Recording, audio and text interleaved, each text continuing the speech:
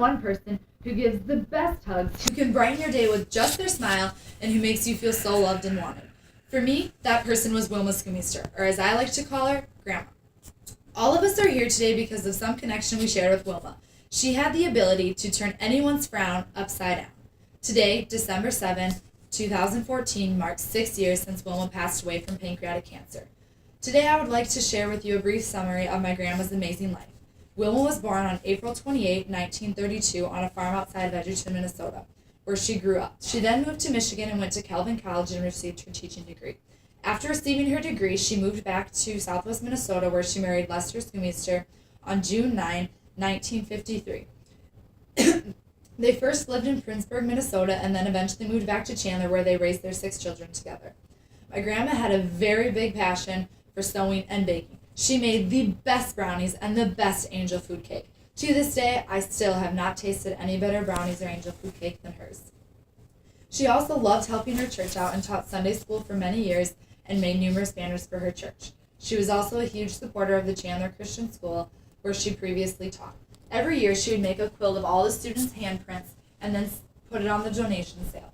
This is the quilt she made when I was a kindergartner at Chandler Christian. As you can see, it's very beautiful and it looks very time-consuming if you ask me. My grandma also loved to sew anything. Barbie clothes, scarves, other blankets, baby blankets, you name it, she sewed it. This is a blanket she gave me in the Christmas of 2005. It may not be anything special to anyone else, but to me, it means a lot to me and I'll cherish it forever.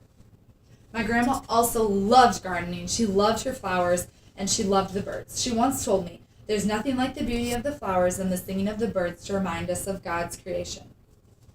I think of this every summer when I hear the birds chirping and the flowers blooming. My grandma was always so positive and so happy about everything. But in April of 2005, she was diagnosed with pancreatic cancer. Now, if you know anything about pancreatic cancer, you know the life expectancy is not good at all.